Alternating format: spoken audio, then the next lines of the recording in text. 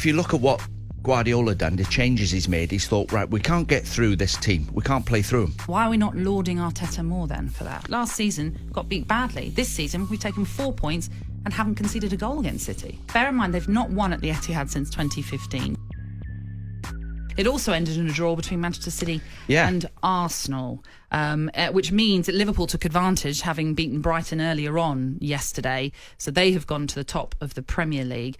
What did you make of what we saw at the Etihad in terms of the styles of both teams? I thought Arsenal were going to win the game beforehand because of what they'd done to Liverpool.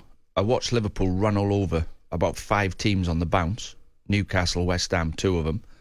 And then they tried to do it to Arsenal and they couldn't. Arsenal sort of played out past Liverpool's press, and Liverpool are a physically fit team, but they couldn't do it to Arsenal. Arsenal sort of were better than them on the day. And I thought they might do that to Man City yesterday, but I'm a bit undecided.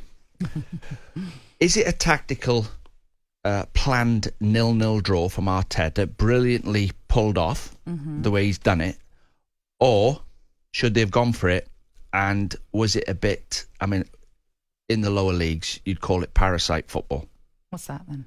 So, what he's done yesterday, Trapattoni, the great Italian manager who ended up managing the Republic of Ireland, 4-4-2, Trapattoni. That's exactly what they've done yesterday. 2 banks of 4, 2 strikers, drop back in your own half, see if you can get through us. When you try and play passes that don't exist into pockets that don't exist, we're going to steal the ball off you and try and score from your mistakes. Okay. So that's what Arsenal tried to do yesterday. You have the ball. We know you're going to have it, Man City. But what we're going to do, we're going to kill every pocket. So Foden, Silva, they can't get in any holes on the half turn and run at us. So they all sunk back. So there's no space in behind.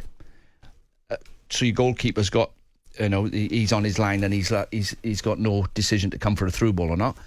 And what they do, they wait till you make a bad pass or you cross the ball into the box, and they've got more in there than you have, and they break on you. So they don't construct attacks with the ball.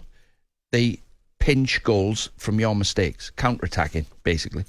It's true, though. You're right about I think a lot of us have sort of been thinking about what we saw yesterday, and was it a defensive masterclass or was it just negative football from Arsenal? We'll find out.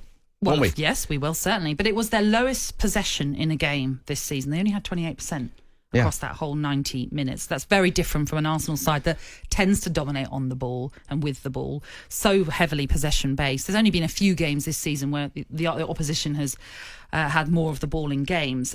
Clearly, it felt like the message was, let's contain, let's snuff out City, let's make them become scrappy at times, because there was nothing for them to... There was no way of breaking Arsenal down.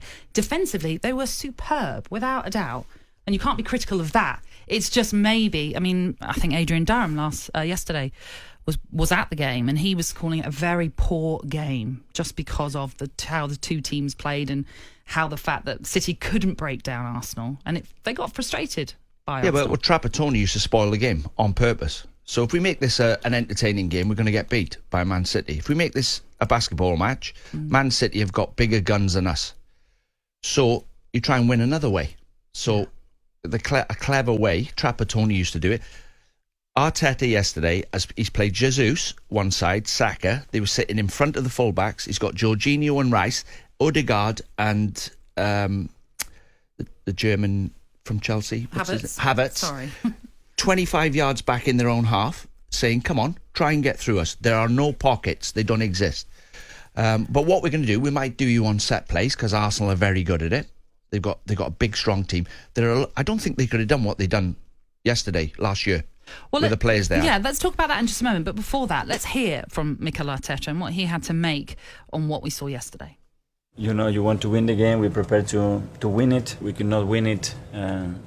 Make sure we draw it, and we done that. And 11 men said, well, we were here and the story was very different, and you have to continue to make steps as a team and try to improve, and today we've done that, and we're still many more to come. Obviously it generates belief, continues the momentum and the good position that we are in, and the fact that the boys are there and they want more individually, they demand themselves, but I could have done this better and we haven't done this well enough as we train. That tells you how much they want it, and we will try our best to continue what we are doing.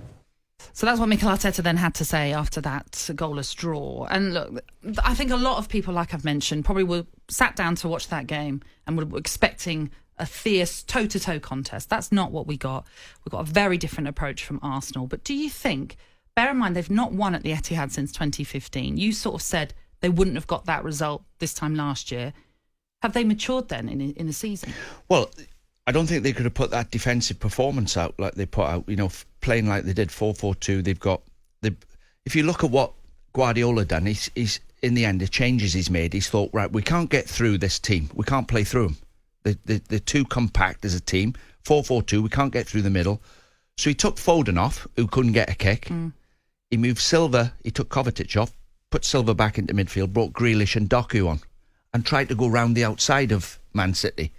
And Doku got to the byline a few times. His final ball wasn't the best.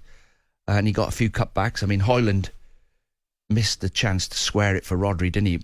Mysteriously missed the ball. But you look at Arteta's substitutions, then he brought Thomas Partey on, who's 6'3", and he brought Martinelli on. It was like as if he's planned the whole thing. Right, we'll keep it at 0-0. We won't try and score until 15 minutes to go. I'll bring Martinelli on. So and then he had why? a chance. By the way, Trossard as well. Sorry. By the way you're talking, and by the fact they disrupted City, they didn't allow them any rhythm really in the game. Why are we not lauding Arteta more then for that? I mean, look, we've had a message in from Greg who said, like, last season got beat badly. This season we've taken 4 points and haven't conceded a goal against City. Yeah, I like 2 years ago, I thought he was on the right road. The minute he got rid of Aubameyang, he got control of the dressing room. For me, and the signings that they were making in the past, like Pepe, like signing talent, but with no desire. Players with no desire, weren't playing for the shirt, just talented players, trying to patch them all together. And it stemmed from, I mean, without going too far back, you remember they let about 15 contracts run down, and they ended up having to give Sanchez and Aaron Ramsey, they were like 300 grand a week.